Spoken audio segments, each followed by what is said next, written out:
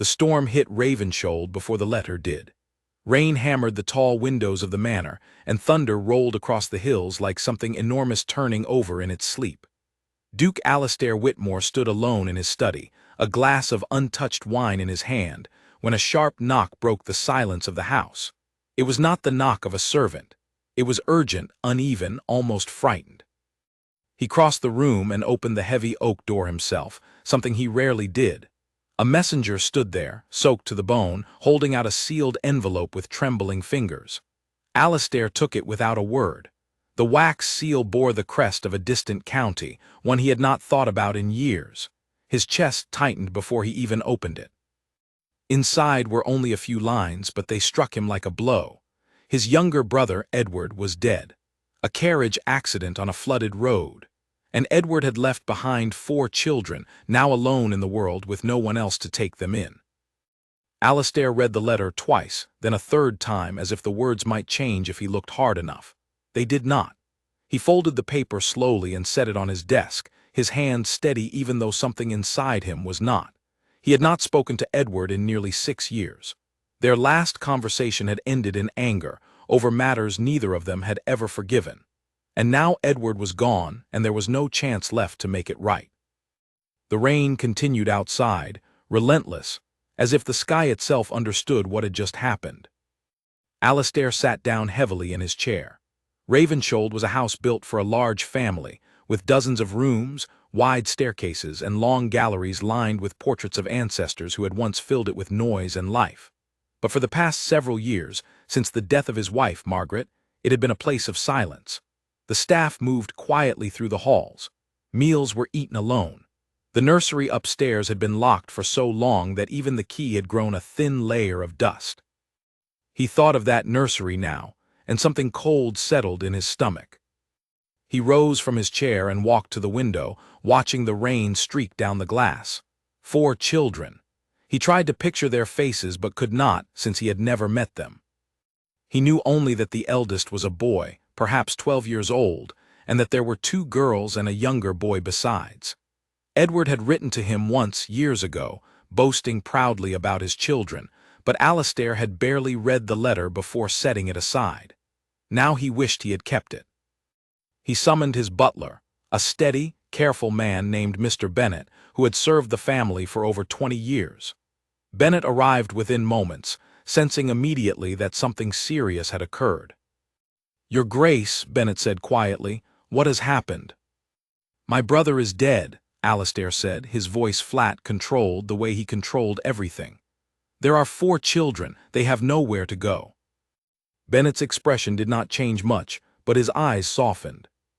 "I am very sorry, Your Grace." Alastair nodded once sharply, as if accepting sympathy were a task to be finished quickly. "They will come here. There is no one else." "Of course, Your Grace. Shall I have the nursery prepared?" The question hung in the air longer than it should have. The nursery had not been opened since Margaret's death. It had been her favorite room in the house, filled with soft light and the laughter of a child they had lost too soon, a child whose absence was one of the reasons the manor had grown so quiet in the first place.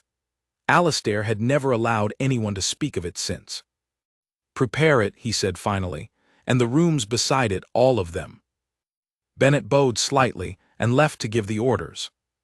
Alastair remained by the window a while longer, watching the storm begin to ease, the rain slowing to a soft patter against the glass.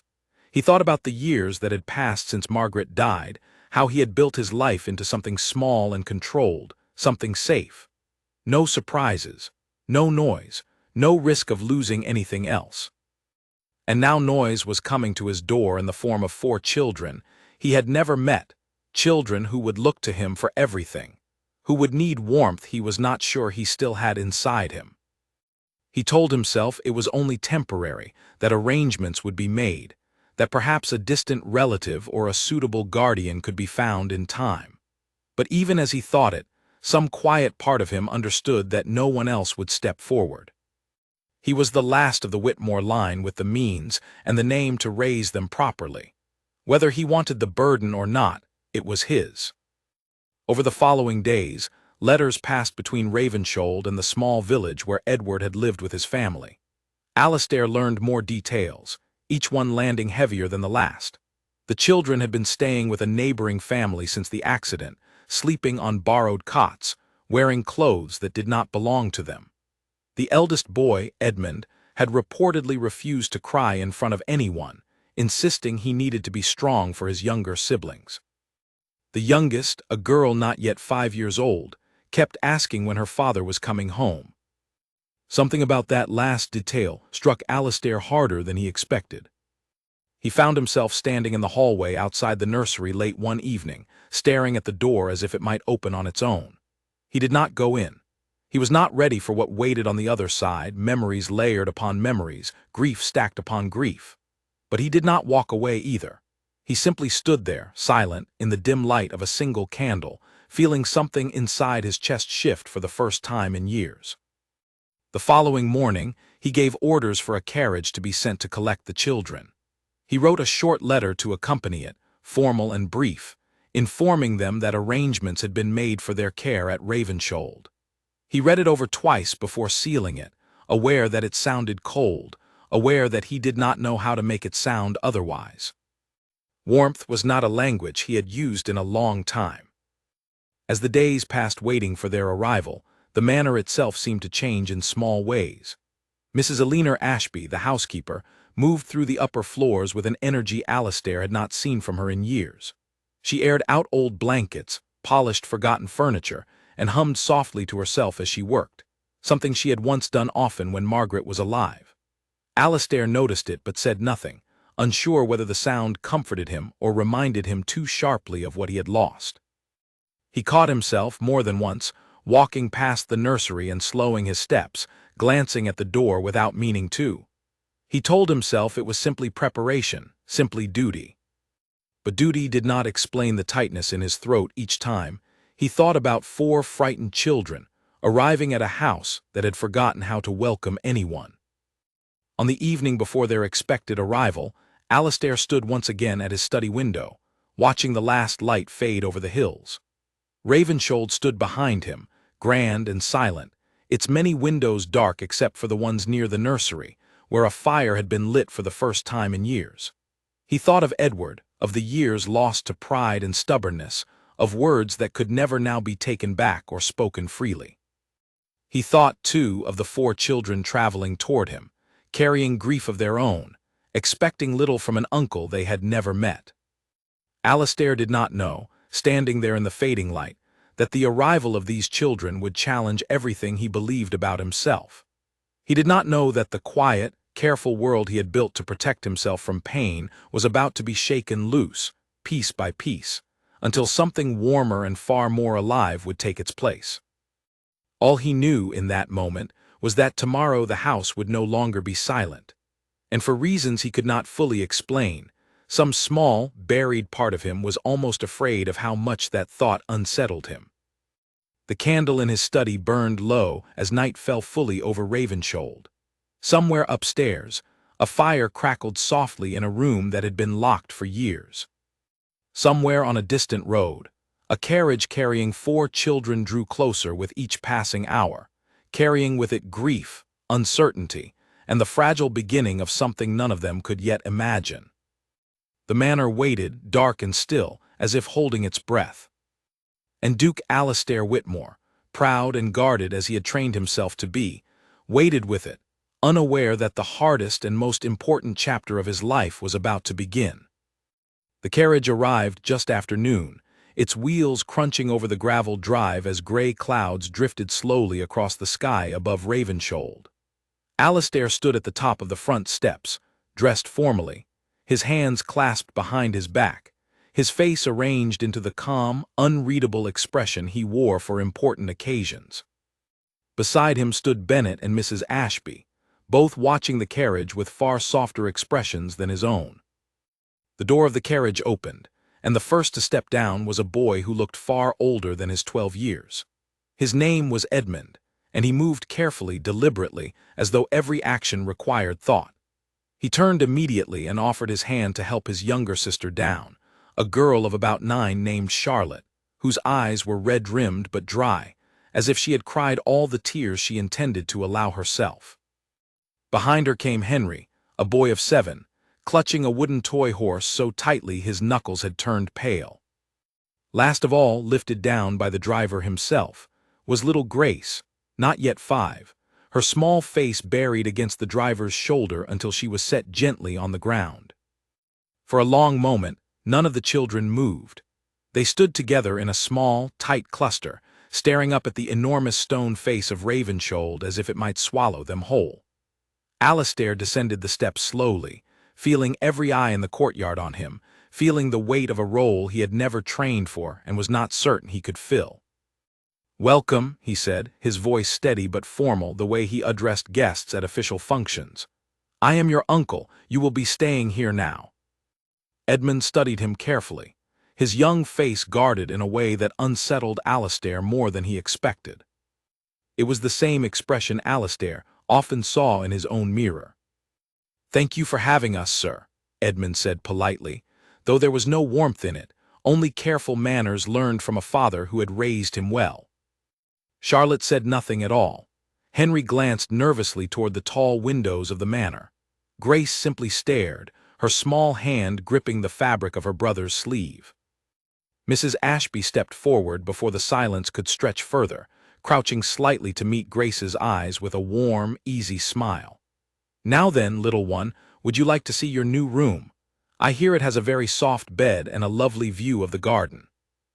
Grace hesitated, glancing up at Edmund for permission. He gave a small nod, and only then did she allow Mrs. Ashby to take her hand and lead her gently up the steps. The others followed, none of them looking back at Alastair, who remained standing in the courtyard a moment longer than necessary, watching them disappear into the house that had been silent for so long. The first days were quiet in a way that felt heavier than the silence before their arrival. The children kept mostly to themselves, taking meals together in the smaller dining room rather than the grand hall, speaking softly among themselves but rarely to the staff, and almost never to Alastair. He told himself this was expected. Grief took time. Strangers took time.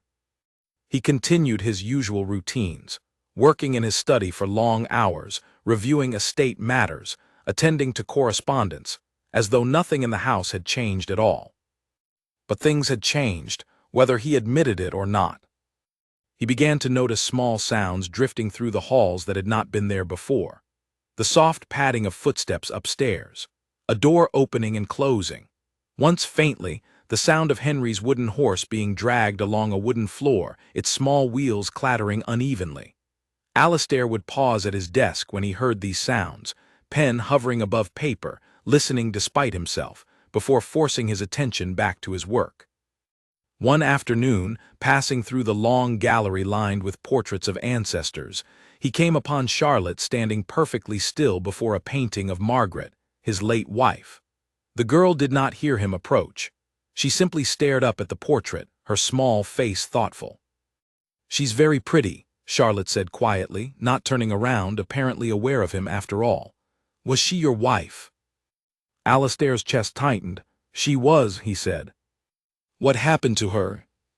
The question was innocent, asked with the blunt honesty only children possessed, but it struck him like a physical blow. "She passed away," he said simply, "some years ago." Charlotte considered this. "Our father died too, in an accident." "With the carriage," she said it matter-of-factly, though her voice wavered slightly on the last word. "Everyone keeps telling us it will get easier. I don't think it does." Alastair did not know how to answer that. He had told himself the same lie for years, that time healed everything, that eventually the ache would fade. It had not. It had simply become familiar, something he carried quietly instead of openly. "No," he admitted finally, surprising himself with his own honesty. "I don't believe it does entirely, but it does become easier to carry." Charlotte looked at him then, really looked at him, as if reassessing something. She said nothing further, only nodded slightly before walking away down the gallery, leaving Alastair standing alone beneath his late wife's painted gaze, feeling strangely unsettled by the brief exchange. That evening he found himself lingering near the nursery once more.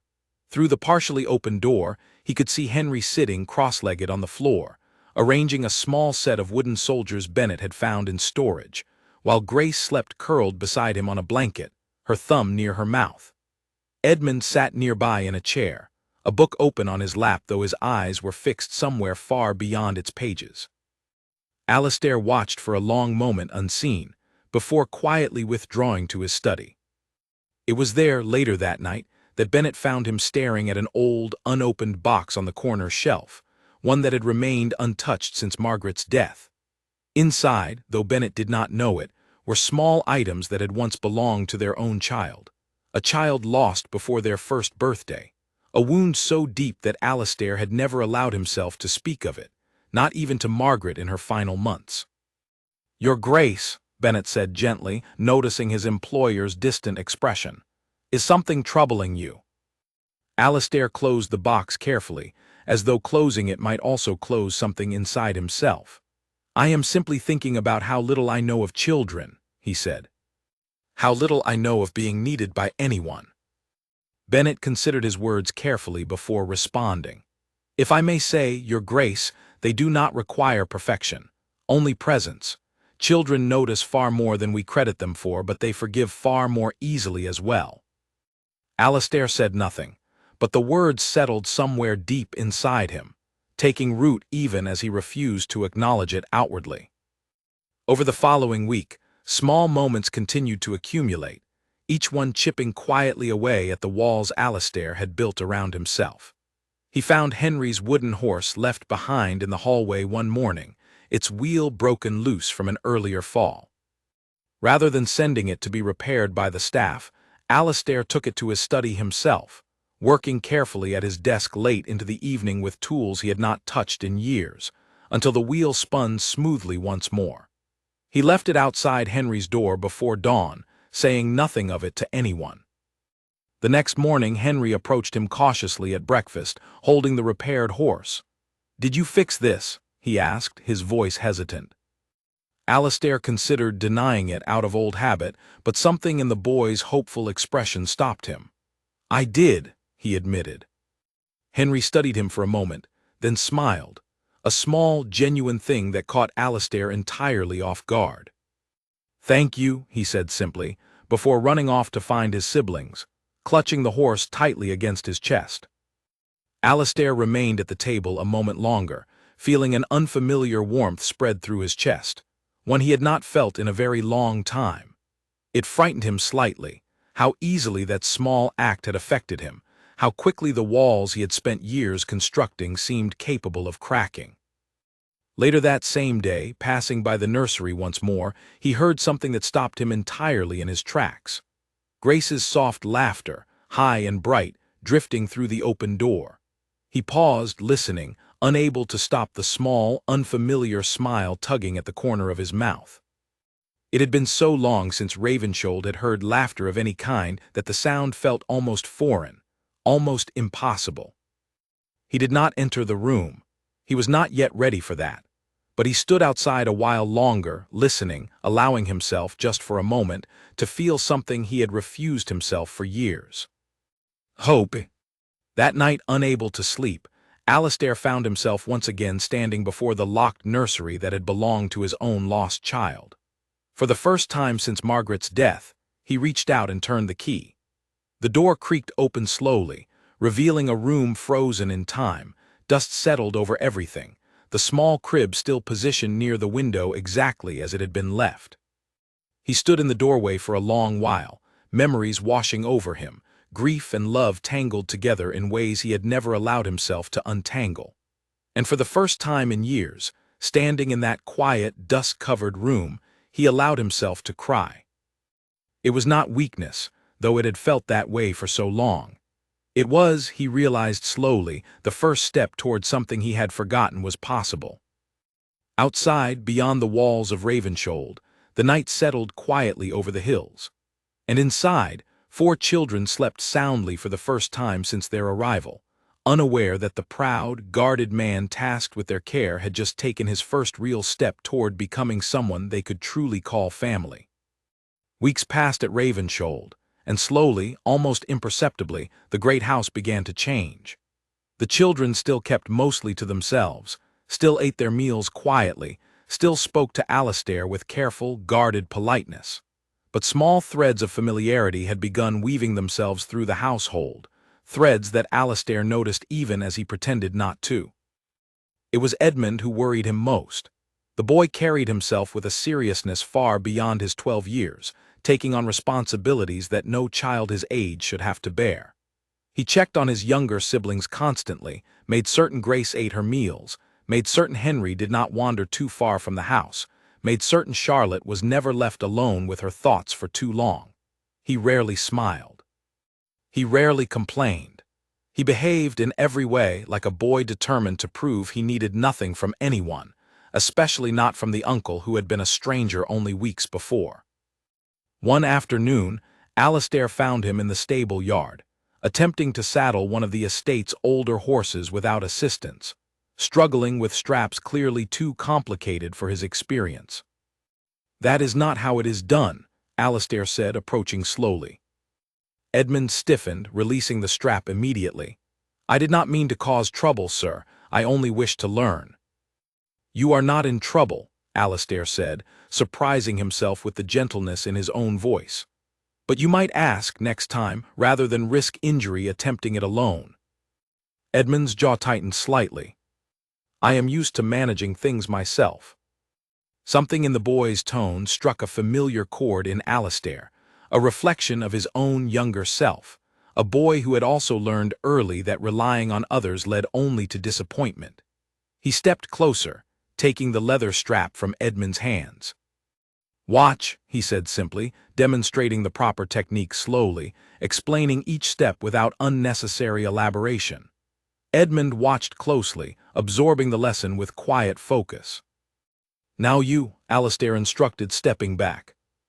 Edmund repeated the motions carefully, correcting himself when the strap slipped, until finally the saddle sat properly in place. He looked toward Alastair, something close to pride flickering across his young face before he carefully suppressed it. "Well done," Alastair said simply. It was a small moment, insignificant to anyone observing from a distance, but it lodged itself deeply in both of their memories, a first fragile thread of trust stretched carefully between uncle and nephew. Charlotte, meanwhile, had taken to spending long afternoons in the Manor's library, curled into a large armchair near the window, reading whatever books she could find. Alastair discovered this by accident one rainy afternoon, entering to retrieve a ledger and finding her there, so absorbed in her reading that she did not notice him at first. "You enjoy reading," he observed, not quite a question. Charlotte startled slightly, then nodded, holding up the book. "Father used to read to us every evening." "I suppose I am trying to remember his voice, by finding stories he might have chosen." The admission struck Alastair harder than he expected. He glanced at the book's cover, an old adventure story he vaguely remembered from his own childhood. "That was one of my favorites as well," he said quietly, "when I was your age." Charlotte studied him with newfound curiosity. "Will you read some to us sometime, like Father did?" The request caught him entirely off guard. He had not read aloud to anyone in years, had not allowed himself the vulnerability such an act required. But looking into Charlotte's hopeful eyes, he found himself unable to refuse outright. "Perhaps," he said carefully, "one evening." Charlotte smiled, small but genuine, before returning her attention to her book, apparently satisfied with his answer for the moment. Henry, unlike his older siblings, had taken quickly to exploring every corner of Ravenswold with unrestrained curiosity, often disappearing for hours into forgotten rooms and dusty corridors, emerging with strange treasures, an old compass, a chipped chess piece, a faded map of the estate grounds. His energy filled the halls in ways the house had long forgotten, footsteps echoing where silence had reigned for years. One evening, his curiosity led him into Alastair's study itself, a room the children had been gently warned to avoid. Alastair returned from a brief absence to find the boy standing before his desk, staring intently at a small framed portrait of Margaret that sat near the window. "Henry," Alastair said, his voice sharper than intended, startling the boy badly.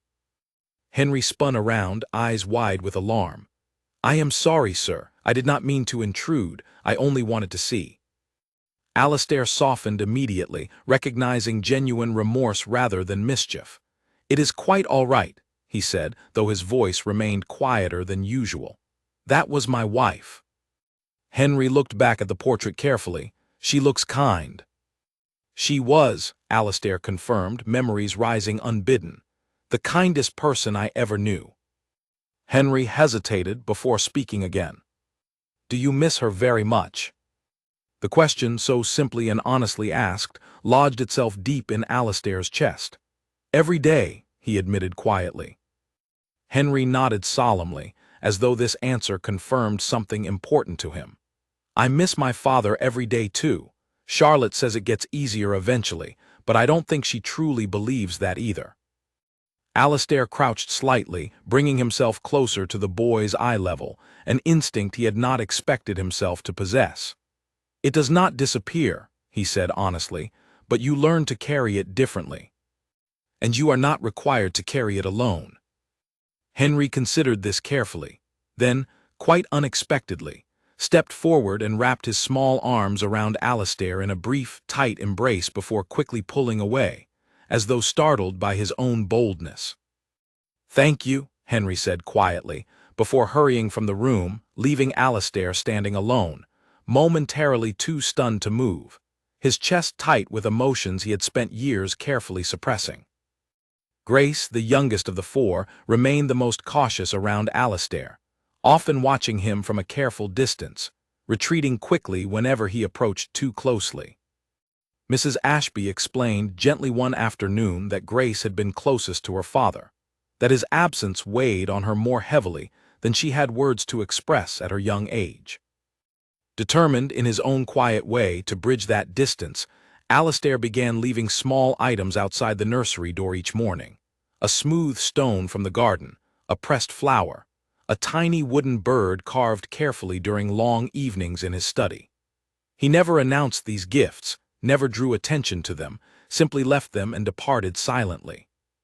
It took nearly 2 weeks before Grace finally approached him directly. He was seated in the garden one afternoon, reviewing estate documents, when he felt a small presence beside his chair. Looking down, he found Grace standing there, clutching the wooden bird tightly in one small hand. "Did you make this?" she asked, her voice barely above a whisper. "I did," Alastair confirmed gently, setting his papers aside entirely. Grace studied the bird carefully before looking up at him with wide, searching eyes. "Will you make me another one? A rabbit, maybe?"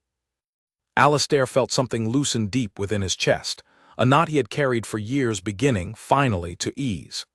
"I believe I can manage that," he said, his voice warmer than it had been in a very long time.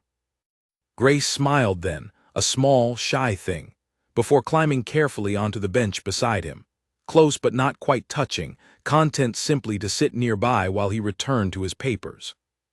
It was the first time any of the children had chosen to remain near him voluntarily, and Alastair found himself unwilling to disturb the moment, working quietly beside her as the afternoon sun stretched long shadows across the garden. That evening, as promised, Alastair gathered the children in the main sitting room, an old, worn copy of Charlotte's adventure story in his hands. He was unaccustomed to reading aloud, his voice stiff and formal at first, but as the story progressed, something in him relaxed, the words flowing more naturally, colored with an emotion he had not allowed himself to express in years. Edmund sat nearby, pretending disinterest while clearly listening closely. Charlotte curled into a nearby chair, eyes bright with attention. Henry lay on the floor, chin propped on his hands, fully absorbed. And Grace, exhausted from her afternoon in the garden, fell asleep curled against Alastair's side partway through the second chapter, her small hand resting trustingly against his arm. Alastair paused, glancing down at the sleeping child beside him, feeling something powerful and unfamiliar swell within his chest. He continued reading softly, careful not to disturb her, aware that something significant had shifted within the walls of Ravenshoeld that evening, something far more important than any single moment could fully capture. Mrs. Ashby, watching quietly from the doorway, allowed herself a small, satisfied smile before withdrawing silently, leaving the small, fragile family to their evening together, undisturbed. Outside, the stars emerged slowly over Ravenshoeld, scattered light against the deepening darkness. And within the manor's walls, 4 grieving children and 1 guarded, proud Duke continued, slowly and carefully, learning how to become something none of them had expected to find again. A family. Mrs. Eleanor Ashby had served the Whitmore family for nearly 25 years, long enough to remember Ravenshoeld in its liveliest days, when Margaret's laughter had echoed through the halls and Alastair himself had been a different man entirely, quick to smile, generous with his time, unafraid of warmth. She had watched with quiet sorrow as grief slowly hollowed him out after Margaret's death, watched him retreat further and further into silence until the man she had once known seemed almost entirely lost. She had said nothing for years, respecting the boundaries of her position, allowing him the space to grieve in whatever manner he required. But watching him now, slowly and cautiously opening himself to 4 grieving children, she felt it was finally time to speak plainly, before old habits pulled him back into isolation.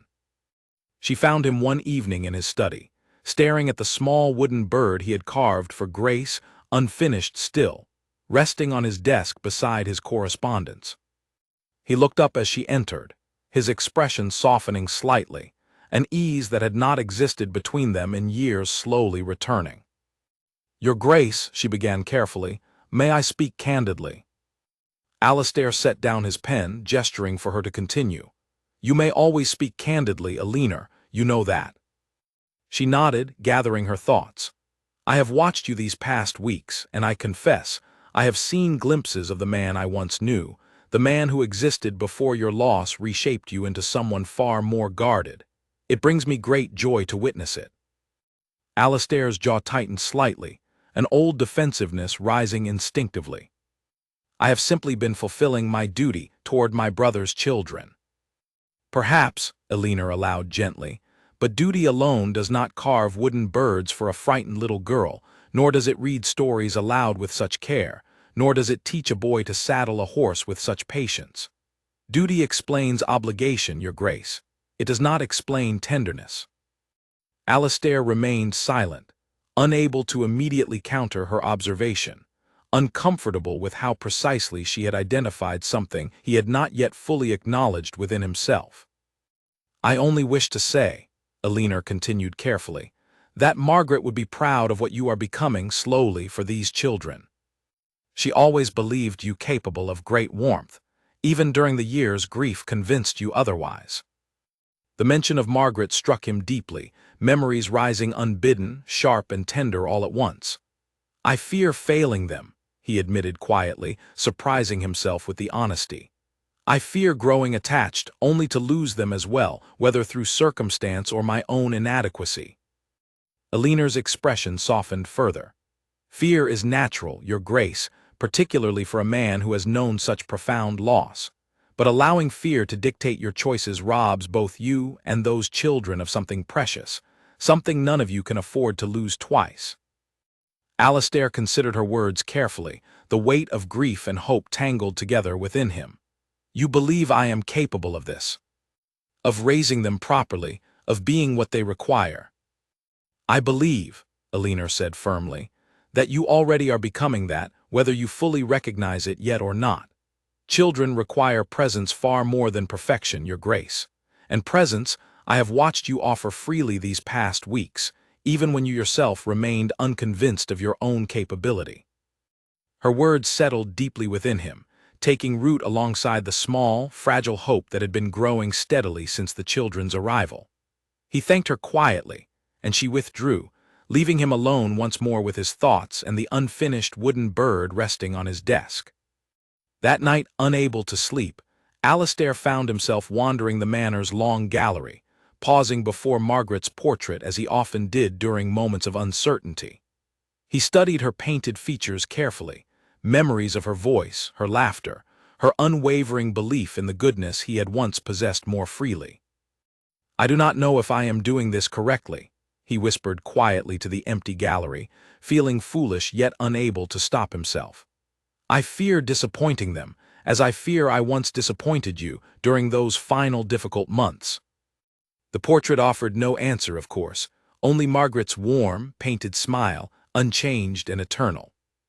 Yet something about speaking the words aloud eased the tightness in his chest slightly, allowing him to breathe more freely than he had in years. The following days brought small but meaningful changes throughout Ravenshold. Alastair began joining the children for meals more regularly, rather than dining alone in his study as had become his habit.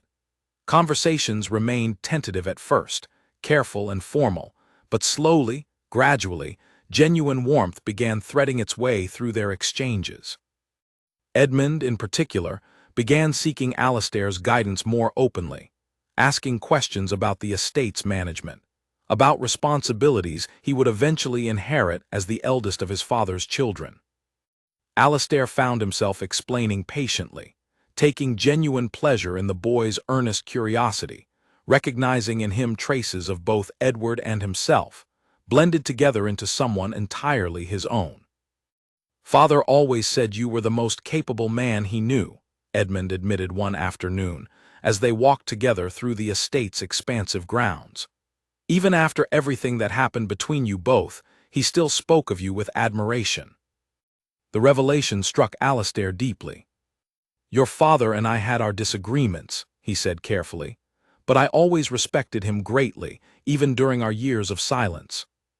"Why did you stop speaking, if you don't mind my asking?" Alastair considered the question carefully, aware of how much weight his answer carried for a boy grieving his father's loss. "Pride mostly," he admitted honestly.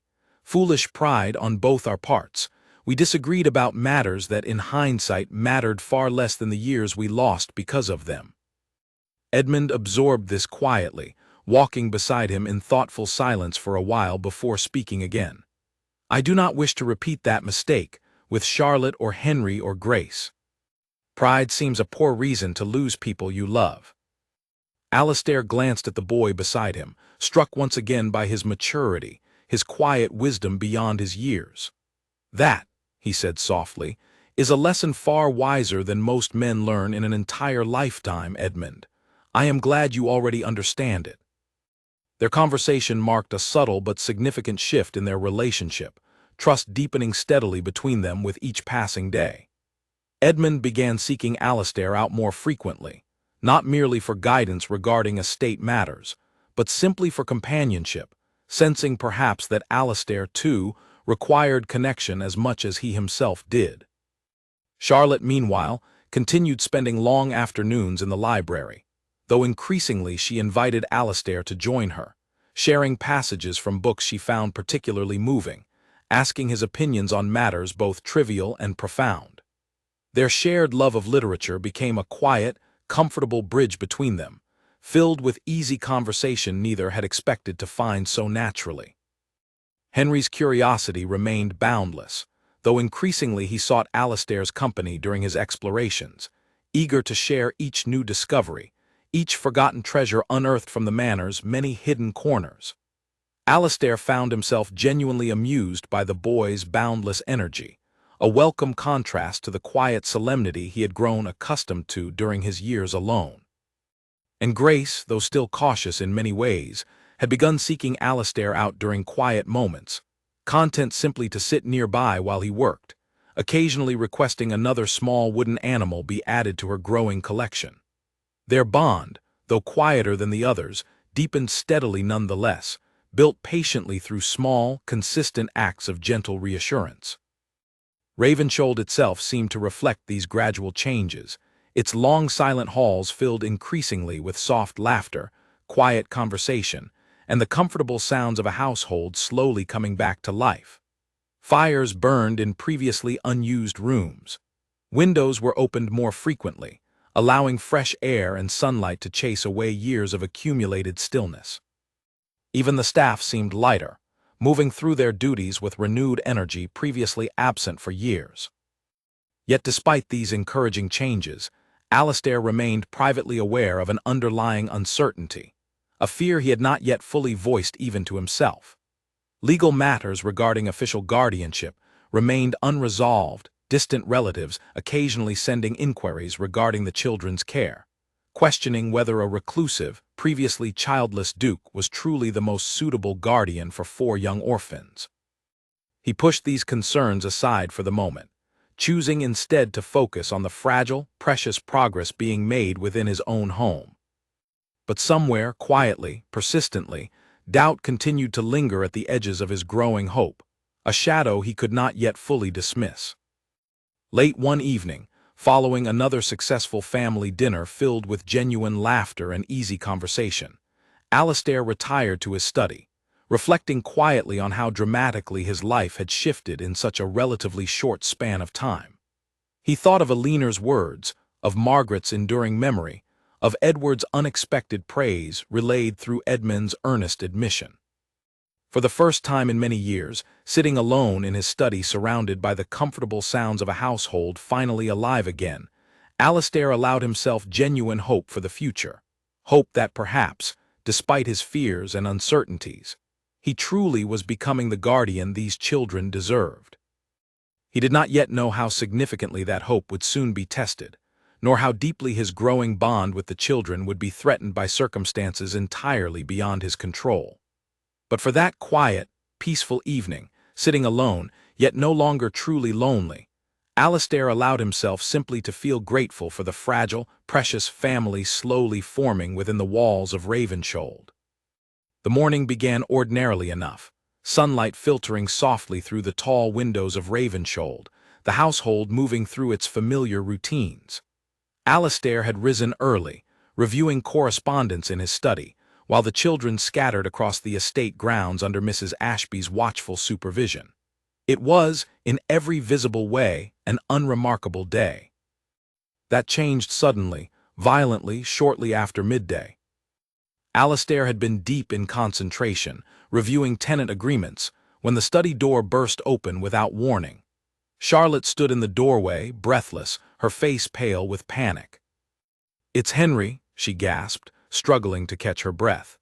"He climbed the old oak near the eastern wall, the one Mrs. Ashby always warns us against, and he's fallen.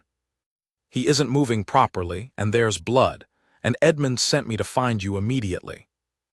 Alastair's chest seized with sudden, overwhelming fear, sharper, and more immediate than anything he had experienced in years. He rose so quickly his chair toppled backward, forgotten entirely as he rushed past Charlotte into the hallway. "Show me," he commanded, his voice tight with barely controlled panic. Charlotte led him swiftly through the manor and out across the grounds toward the eastern wall, where a large, ancient oak tree stood at the edge of the estate's boundary. As they approached, Alastair's heart clenched painfully at the sight before him. Henry lay on the ground beneath the tree, his face pale, one arm bent at an unnatural angle, blood trickling from a cut along his temple. Edmund knelt beside him, pressing a handkerchief firmly against the wound, his young face tight with barely restrained fear, while Grace stood nearby, silent tears streaming down her cheeks. "He climbed too high," Edmund explained urgently as Alastair dropped to his knees beside them. "The branch broke. I tried to catch him, but I wasn't fast enough." "This is not your fault, Edmund," Alastair said firmly, though his own hands trembled as he carefully examined Henry's injuries. The boy's eyes fluttered weakly, barely conscious, his breathing shallow and uneven. "Henry," Alastair said urgently, gently cupping the boy's uninjured cheek. "Henry, can you hear me?" Henry's eyes opened slightly, unfocused and glassy. "It hurts," he whispered weakly, his voice barely audible. "I know," Alastair said, forcing calm into his voice despite the panic surging violently within him. "I know it hurts, but you must stay awake for me, do you understand? Stay awake." He turned quickly to Edmund. "Run to the house immediately. Send for the physician in the village without delay, and inform Mrs. Ashby we require blankets and clean linens immediately." Edmund nodded sharply, sprinting toward the manor without hesitation, grateful, it seemed, for a clear task amid the chaos. Alastair carefully gathered Henry into his arms, mindful of the boy's injured arm, cradling him gently against his chest as he rose to his feet. Charlotte and Grace followed closely behind as he carried Henry swiftly back toward the manor, his mind racing with fear he had not experienced so intensely since Margaret's final days. By the time they reached the house, Mrs. Ashby had already prepared a bed in the nearest available room, blankets and warm water waiting nearby. Alastair laid Henry down carefully, continuing to speak softly and steadily to the boy, encouraging him to remain conscious, his own voice trembling despite his efforts at composure. The physician arrived within the hour, examining Henry's injuries with careful efficiency. The arm was indeed broken, requiring careful setting and splinting, and the cut along his temple, though frightening in appearance, proved less severe than initially feared, requiring only careful cleaning and a few stitches. Still, the physician cautioned that Henry would need rest and careful monitoring over the following days, given the nature of his fall. Throughout the physician's examination, Alastair remained close by Henry's side, unwilling to leave despite Mrs. Ashby's gentle suggestions that he rest himself, given the emotional toll the incident had clearly taken upon him. Edmund, Charlotte, and Grace hovered anxiously nearby as well, none of them willing to leave their brother's side during such a frightening ordeal. Once the physician departed, leaving clear instructions for Henry's continued care, a heavy, exhausted silence settled over the room. Henry, though awake, remained pale and subdued, his broken arm carefully splinted and resting against his chest. "I am sorry," Henry whispered eventually, his voice small and filled with guilt. "I know I was not supposed to climb that tree. Mrs. Ashby warned us many times." Alastair, seated in a chair drawn close beside the bed, reached out gently to smooth the boy's hair away from his bandaged forehead. "You gave us all a terrible fright," he admitted honestly, "but I am simply grateful you are safe. We can discuss the matter of climbing forbidden trees another time, when you are feeling stronger." Henry managed a weak, grateful smile before his eyes began drifting closed, exhaustion finally overtaking him. Alastair remained seated beside him long after the boy had fallen asleep, unwilling to leave despite his own physical exhaustion, watching over him with quiet, protective vigilance. It was there that Edmund found him hours later, still seated beside Henry's bed as evening shadows lengthened across the room. "You truly were frightened," Edmund observed quietly, settling into a nearby chair. "I have never seen you look so afraid." Alastair considered denying it, out of old habit, but found himself too emotionally exhausted to maintain such pretense any longer. "I was terrified," he admitted honestly, "more terrified than I have felt in many years." Edmund studied him carefully. "Because you care about him, about all of us." It was not quite a question, yet Alastair understood the boy required confirmation nonetheless. "Yes," he said simply, the admission settling something significant within his own chest, a truth he had perhaps avoided fully acknowledging until this very moment. "I care about all of you a great deal, more than I believed myself still capable of caring for anyone." Edmund's expression softened considerably at this admission. "Father would be glad, I think, knowing we found our way to someone who cares for us so deeply, even after everything that happened between you both." The words struck Alastair powerfully, grief and gratitude intertwining painfully within his chest. "I hope so," he said quietly. "I truly hope so." They sat together in comfortable silence for a while longer, watching over Henry as he slept peacefully, his breathing steady, and even once more. Charlotte and Grace eventually joined them as well, quietly settling nearby, none of them willing to leave Henry's side entirely until they felt fully reassured of his continued recovery. Mrs. Ashby, observing the scene quietly from the doorway, felt her heart swell with quiet satisfaction, witnessing firsthand the genuine, protective love Alastair now openly displayed toward his brother's children. Love she had feared might never fully resurface following Margaret's devastating loss.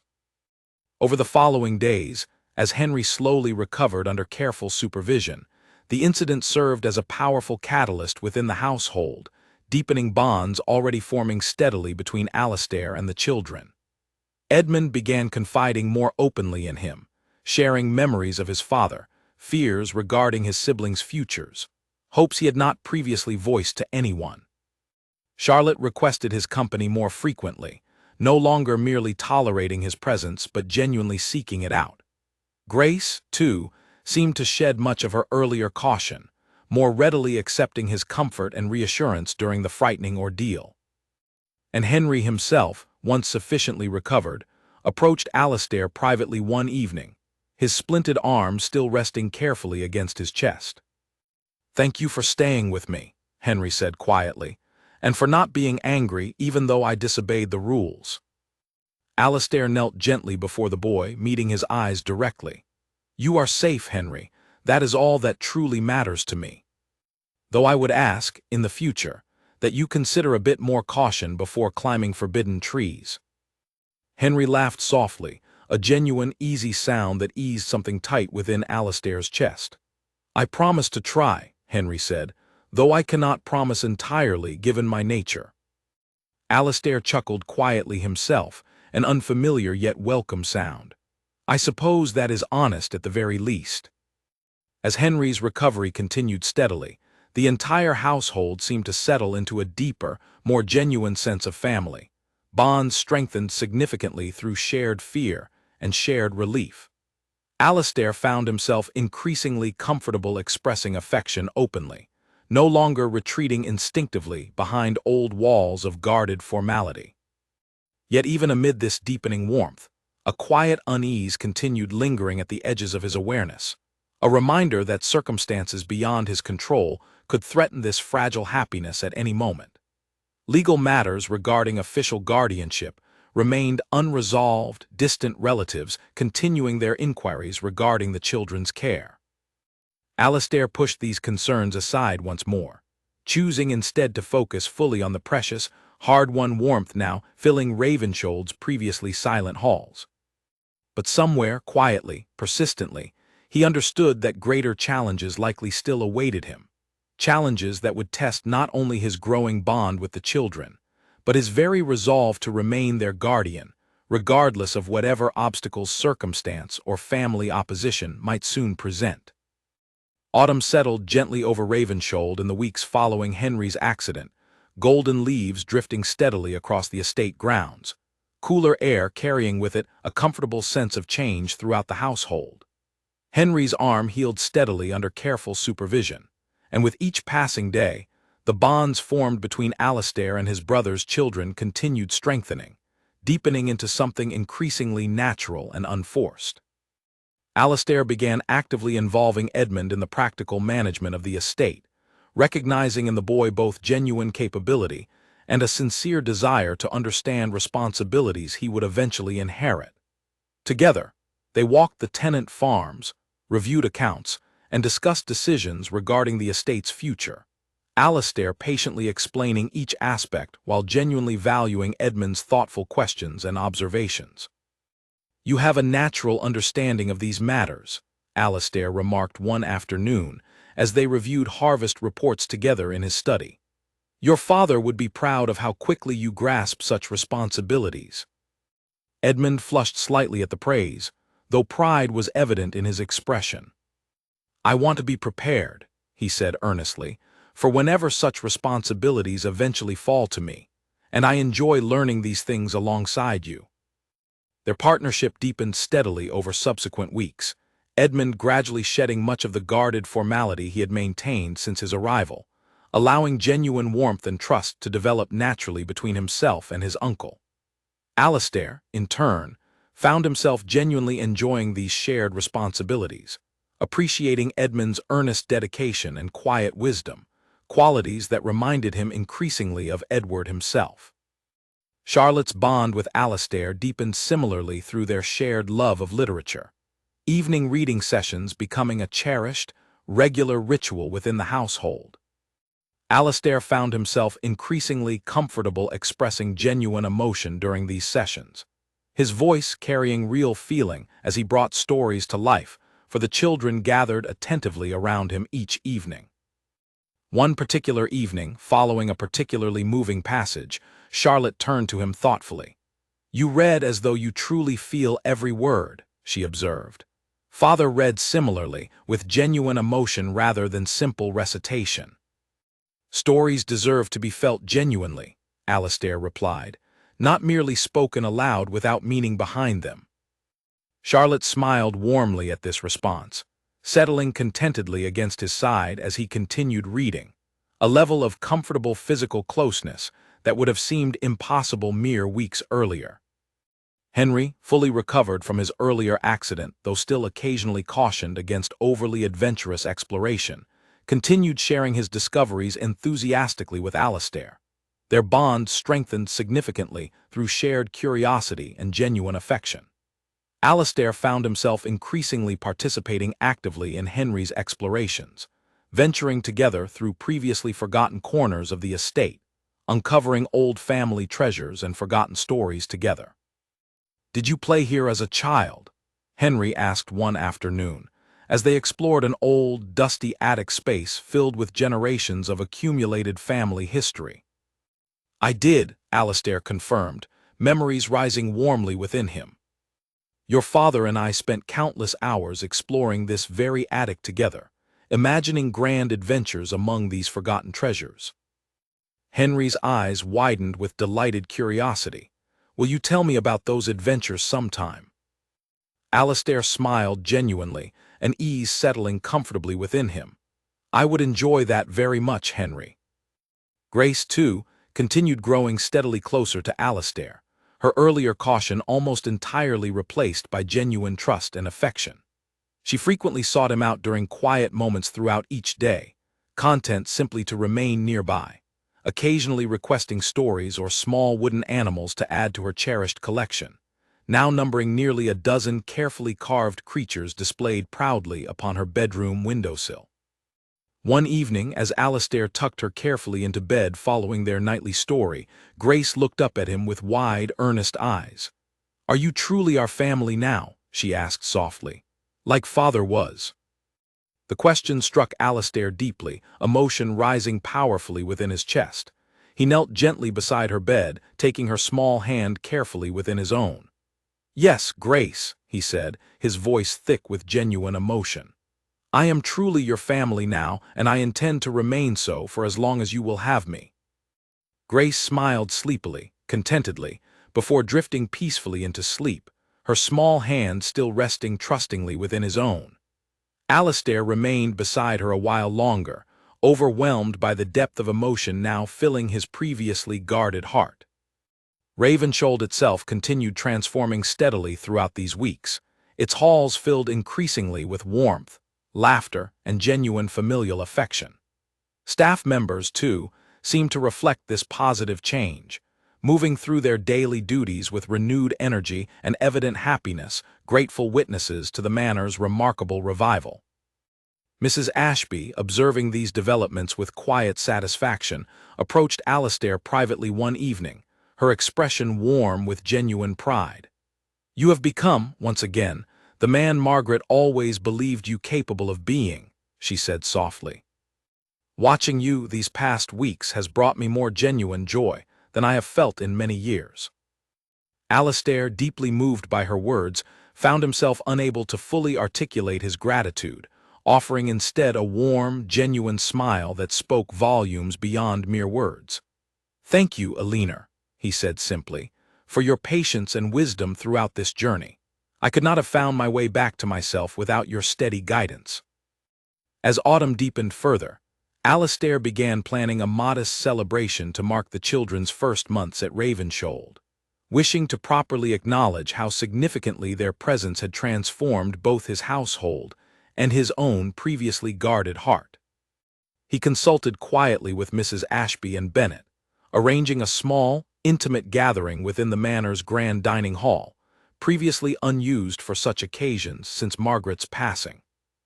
The evening of the celebration arrived clear and crisp, the dining hall transformed warmly with candlelight and carefully arranged autumn decorations. The children, dressed in their finest clothing, gathered excitedly around the beautifully set table, genuine happiness evident in each of their expressions. Alastair rose formally as the meal concluded, raising his glass carefully as he addressed the children gathered warmly around him. "When you first arrived at Ravensholt," he began, his voice steady yet filled with genuine emotion. "I confess I was uncertain whether I possessed the capability to provide you the warmth and guidance you truly deserved. I had allowed grief to isolate me for far too long, convincing myself that I no longer possessed the capacity for genuine familial love." He paused, glancing warmly toward each child in turn before continuing. "Yet these past months, through your patience, your resilience, and your genuine affection, you have taught me otherwise. You have reminded me of joys and responsibilities I believed permanently lost to grief. For that, I am more grateful than words can adequately express." Edmund, Charlotte, Henry, and Grace listened attentively, genuine emotion evident upon each young face. Alastair continued, his voice growing steadily warmer, more openly affectionate than any of them had previously witnessed. "I wish formally to express my sincere gratitude for allowing me the privilege of becoming your guardian, and more importantly, your family. Whatever challenges may yet lie ahead, please know that my commitment to your happiness and well-being remains steadfast and unwavering." The children, deeply moved by his heartfelt words, rose spontaneously from their seats, gathering warmly around him in a genuine, affectionate embrace, the first time all four had willingly initiated such open physical affection simultaneously. Alastair, overwhelmed with genuine emotion, embraced them warmly in return, tears of genuine happiness threatening at the edges of his composure. Mrs. Ashby and Bennet, observing quietly from the doorway, exchanged warm, satisfied glances, witnessing firsthand the beautiful, hard-won transformation that had taken place gradually within the walls of Ravenshoeld. That evening, following the joyful celebration, Alastair sat alone briefly in his study, reflecting quietly upon the remarkable journey that had brought him to this moment. He thought of Margaret, of Edward, of the grief and isolation he had endured for so many years, grief now steadily transforming into genuine hope and renewed purpose. Yet even amid this profound happiness, a quiet, persistent unease continued lingering at the edges of his contentment. He had received, only that morning, a formal letter from a distant relative, a cousin named Gerald Whitmore, questioning openly the suitability of Alastair's guardianship, hinting subtly yet unmistakably at intentions to challenge the arrangement through legal means. Alastair set the letter aside carefully, unwilling to allow it to diminish the genuine joy of the evening's celebration. Yet he understood clearly, deep within himself, that greater challenges likely awaited him soon, challenges that would test not only his resolve, but the very family he had worked so diligently and lovingly to rebuild. For now, however, he allowed himself simply to feel profound gratitude for the precious, hard-won happiness currently filling Ravenshold's previously silent halls, uncertain yet hopeful regarding whatever challenges the future might soon present. The letter from Gerald Whitmore arrived formally a week after the celebration, delivered by a solicitor rather than through ordinary post, its official seal and precise legal language immediately signaling serious intent. Alastair read it alone in his study, his earlier unease crystallizing suddenly into genuine alarm.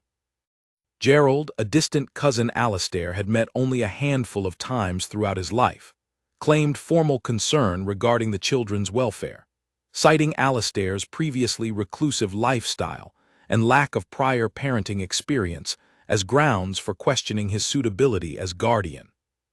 The letter proposed, quite deliberately, that the children instead be placed under Gerald's own care, citing his established family and more conventional domestic circumstances as preferable alternatives. Alastair's hands trembled slightly as he read the formal proposal, anger and fear intertwining powerfully within his chest. He recognized immediately the underlying motivation behind Gerald's sudden concern, an awareness of the substantial inheritance and property rights accompanying guardianship of Edward's children, rather than genuine concern for their emotional well-being. He summoned Bennet immediately, his voice tight with barely controlled anxiety. "I require legal counsel immediately," he instructed firmly. "Gerald Whitmore intends to challenge my guardianship formally." Bennet's expression grew serious, clearly understanding the gravity of the situation. I shall arrange for Mr. Talbot to visit immediately, Your Grace. He has served the family's legal matters faithfully for many years and will undoubtedly provide sound guidance. As Bennet departed swiftly to arrange the necessary correspondence, Alastair remained alone in his study, anxiety twisting uncomfortably within his chest. He thought immediately of the children, of the genuine, hard-won bonds formed so carefully over recent months, bonds now suddenly threatened by circumstances entirely beyond his control. He resolved, in that moment, to fight resolutely against any attempt to separate him from the children he had grown to love so deeply, regardless of whatever legal or financial obstacles Gerald might present. Mr. Talbot arrived within 2 days, a careful, experienced solicitor who listened attentively as Alastair explained the situation in full detail. After reviewing Gerald's formal letter thoroughly, Talbot offered cautious reassurance, though his expression remained appropriately serious. Your guardianship, as currently established, holds legal precedence, Talbot explained carefully. Given your status as the children's closest living relative and your evident financial capability to provide appropriately for their care. However, Gerald's challenge, while unlikely to succeed outright, will likely require formal legal proceedings to resolve definitively. What might such proceedings entail? Alastair asked, anxiety evident in his tightly controlled voice. Talbot considered his response carefully. Most likely, a formal hearing will be required, during which both parties present evidence regarding their suitability as guardians. Given your demonstrated commitment to the children's well-being thus far, I remain cautiously confident regarding a favorable outcome, provided we proceed carefully and thoroughly. Alastair absorbed this information gravely, understanding clearly the seriousness of the challenge now facing him. I will do whatever is necessary, he stated firmly, to ensure these children remain safely within my care. Over the following weeks, as formal legal proceedings began unfolding, Alastair found himself increasingly consumed by anxiety and preparation, spending long hours reviewing documentation, gathering testimonials from staff and local acquaintances regarding his demonstrated capability and genuine affection toward the children. The strain of these proceedings began, gradually yet noticeably, affecting his interactions with Edmund, Charlotte, Henry, and Grace. His previously warm openness replaced increasingly by distracted anxiety and emotional withdrawal. Edmund, perceptive as always, noticed this shift almost immediately, approaching Alastair cautiously one evening as he reviewed legal documents late into the night within his study. You seem troubled, Edmund observed carefully. Has something happened? Alastair hesitated, uncertain whether to burden the boy with such serious concerns, yet recognizing simultaneously that honesty had become an essential foundation of their relationship. A distant relative has challenged my guardianship formally, he admitted reluctantly. He believes you would be better cared for within his own household. Edmund's expression shifted immediately to genuine alarm. But we wish to remain here with you. Surely that matters. It matters greatly, Alastair confirmed gently, but legal proceedings can prove complicated regardless of personal preference. I am doing everything within my power to ensure you remain safely here at Ravensholt with me. Edmund absorbed this information gravely, clearly troubled by the unexpected threat to their newfound stability. Over subsequent days, this anxiety spread quietly among the other children as well, an underlying tension settling uncomfortably throughout the household, previously filled with genuine warmth and easy contentment. Charlotte grew increasingly withdrawn, retreating more frequently into solitary reading, rather than seeking Alastair's company as she had grown accustomed to doing. Henry's usual boundless energy diminished noticeably, his explorations growing less frequent, his questions increasingly focused anxiously on whether they would truly be forced to leave Ravensholt. Even Grace, sensing the household's shifting emotional atmosphere despite her young age, grew increasingly clingy and anxious, frequently seeking reassurance from Alastair regarding their continued security. Alastair, overwhelmed by both the external legal threat and the internal emotional strain now affecting his relationship with the children, found himself gradually retreating into old, familiar patterns of guarded emotional distance, unconsciously protecting himself against the possibility of renewed, devastating loss. This withdrawal reached its peak roughly 3 weeks into the legal proceedings, following a particularly contentious preliminary hearing, during which Gerald's solicitor aggressively questioned Alastair's suitability, highlighting his previous years of reclusive isolation following Margaret's death as evidence of potential unsuitability for raising 4 young children. Alastair returned from this hearing deeply shaken, his earlier confidence severely undermined by the aggressive legal challenges presented against him.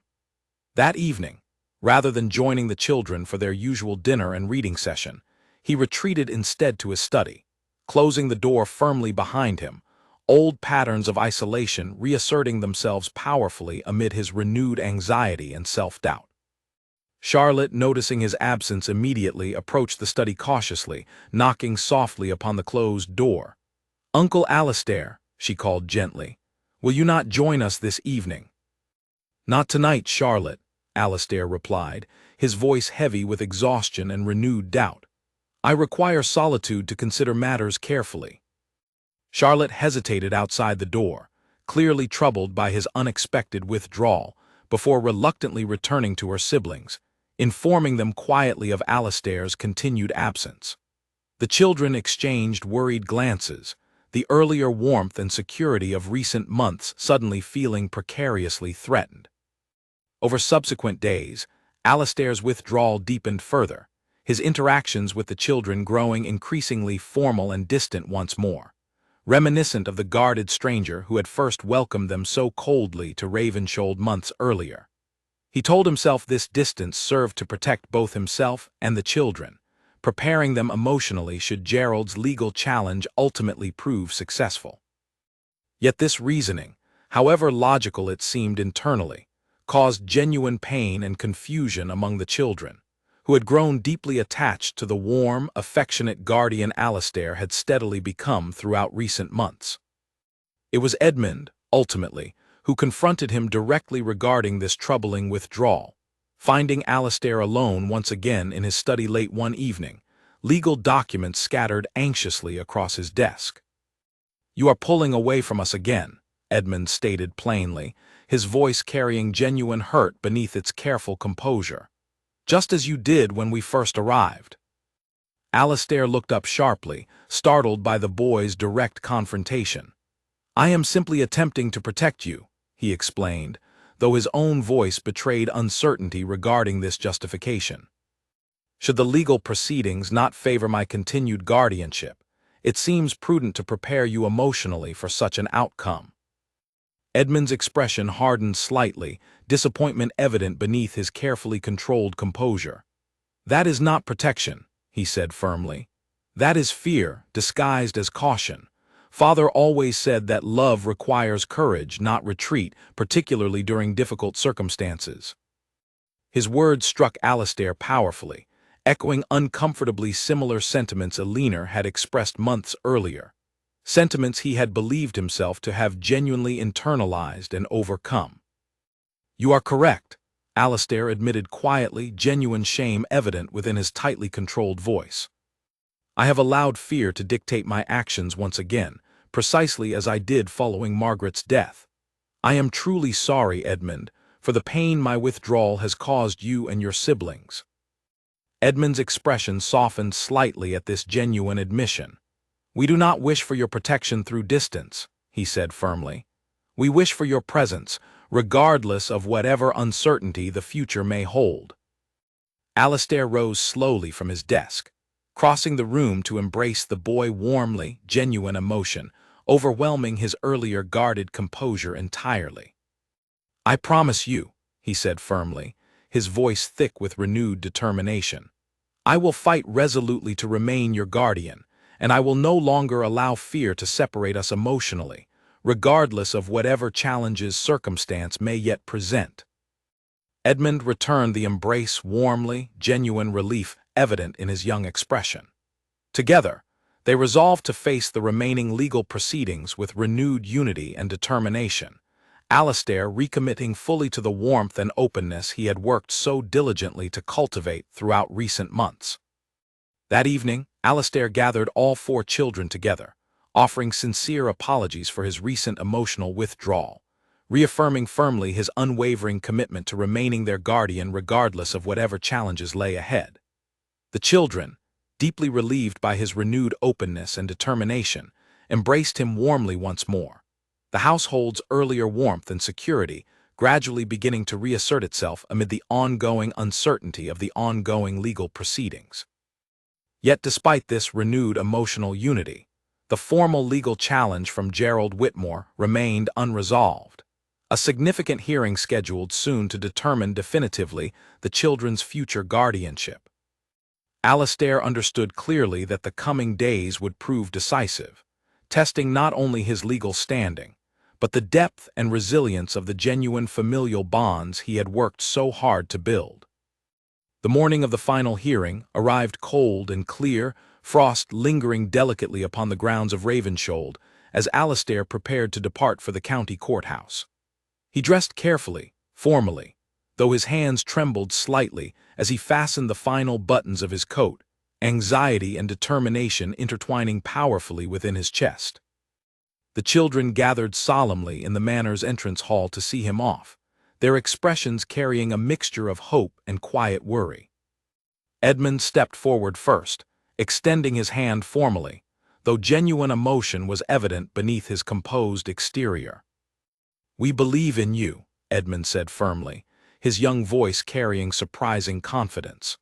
"Whatever happens today, please know that we consider you our family already, regardless of what any court might formally decide." Alastair, deeply moved by the boy's words, drew him instead into a warm embrace, gratitude and love overwhelming his earlier anxiety. "Thank you, Edmund," he said quietly. "Your words mean more to me than you likely realize." Charlotte, Henry, and Grace each offered their own quiet words of encouragement and affection before Alastair departed finally for the courthouse, Mr. Talbot awaiting him with carefully prepared documentation and testimonials gathered diligently over recent weeks. The courthouse itself proved formal and imposing, its wooden benches filled with curious onlookers drawn by the unusual proceedings involving a prominent local family. Gerald Whitmore sat opposite, accompanied by his own solicitor, his expression carrying confident, calculated determination. The proceedings began formally, each side presenting evidence and testimony regarding the children's welfare and Alastair's suitability as their continued guardian. Gerald's solicitor argued forcefully, highlighting Alastair's previous years of isolation, questioning whether such a reclusive individual could genuinely provide the warmth and stability young children required.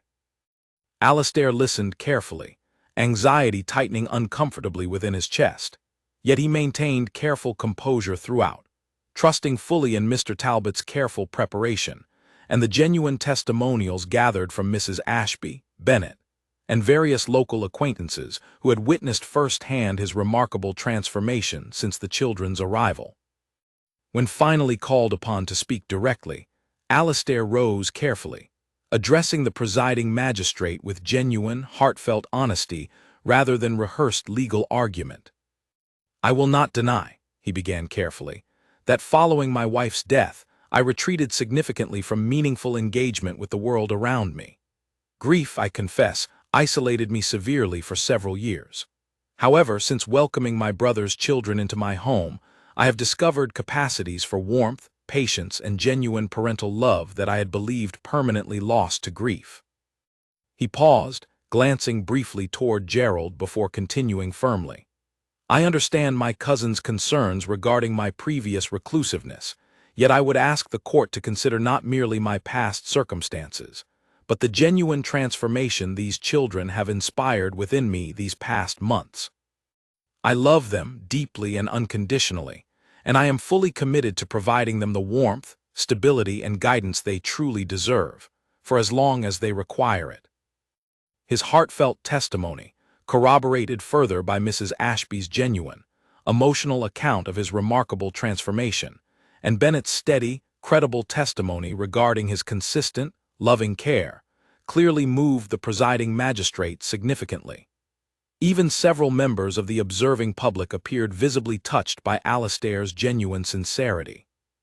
Gerald's solicitor, sensing the shifting momentum, attempted one final argument, questioning pointedly the substantial inheritance and property rights accompanying continued guardianship, subtly implying financial motivation behind Alastair's sudden apparent devotion.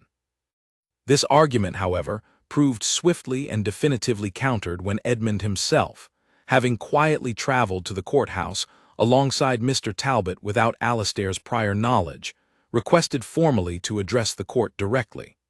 Given his age and evident maturity, the magistrate granted this unusual request. Edmund stood confidently before the court, his young voice steady and clear despite evident nervousness. "I wish the court to understand," he began earnestly, "that our uncle's affection for us has never once appeared motivated by financial or material considerations. He has demonstrated, consistently and genuinely, through countless small acts of kindness and patience, a depth of love and commitment that our own father would have deeply respected and admired." He continued, recounting specific memories: Alastair's careful repair of Henry's broken toy horse, his patient teaching of estate responsibilities, his genuine grief and protective fear following Henry's accident, his heartfelt evening readings with Charlotte, the carefully carved wooden animals gifted patiently to Grace, and finally, his own personal recommitment to openness and presence despite his initial anxious withdrawal during the current legal proceedings. "We do not wish to leave Ravenswold," Edmund concluded firmly, his voice carrying genuine emotion. "We consider our uncle our true family now, and we respectfully request the court honor both his sincere commitment and our own deeply held wishes to remain permanently within his loving care." Edmund's heartfelt testimony left few dry eyes throughout the courtroom, including the presiding magistrate himself, who required a brief recess to compose himself fully before delivering his final judgment. When proceedings resumed, the magistrate addressed the courtroom solemnly. "Having carefully considered all testimony and evidence presented today," he began, "this court finds compelling, genuine evidence of sincere parental devotion demonstrated consistently by Duke Alastair Whitmore toward his brother's children. Furthermore, the clear, heartfelt wishes expressed directly by young Edmund Whitmore regarding his own preference, alongside corroborating testimony from credible household witnesses, strongly support continued guardianship, remaining firmly with the Duke." He paused, glancing briefly toward Gerald before continuing firmly. "This court hereby formally denies the guardianship challenge presented by Gerald Whitmore, affirming instead the continued, permanent guardianship of all 4 children under the care of Duke Alastair Whitmore." Relief and joy overwhelmed Alastair entirely upon hearing this formal declaration, tears of genuine happiness threatening his composed exterior as he embraced Edmund warmly, gratitude and love overflowing freely at last. Gerald, visibly disappointed yet clearly recognizing the futility of further challenge given the court's decisive ruling, departed quietly, offering only a curt, insincere congratulation before exiting the courthouse entirely.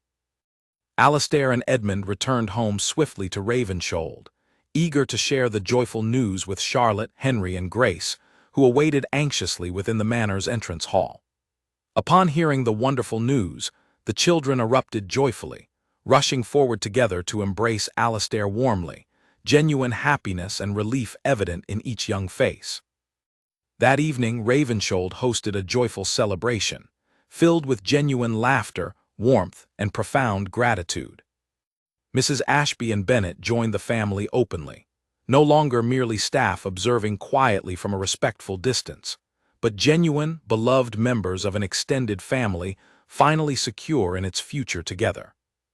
As the celebration continued joyfully late into the evening, Alastair found himself reflecting quietly upon the remarkable journey that had brought him to this moment. A journey beginning with profound grief and isolation, gradually transformed through patience, courage, and genuine familial love into something beautifully whole and secure. Later that night, after the children had finally retired happily to bed, Alastair stood once more within the gallery, pausing thoughtfully before Margaret's cherished portrait. "We did it," he whispered softly, genuine emotion evident within his voice. "I found my way back to genuine happiness, precisely as you always believed I could. Thank you, Margaret, for guiding me gently toward this beautiful, unexpected family." The portrait offered, as always, only Margaret's warm, painted smile. Yet Alastair felt profound peace and closure settle deeply within his heart. Grief transformed finally into cherished memory rather than crippling sorrow.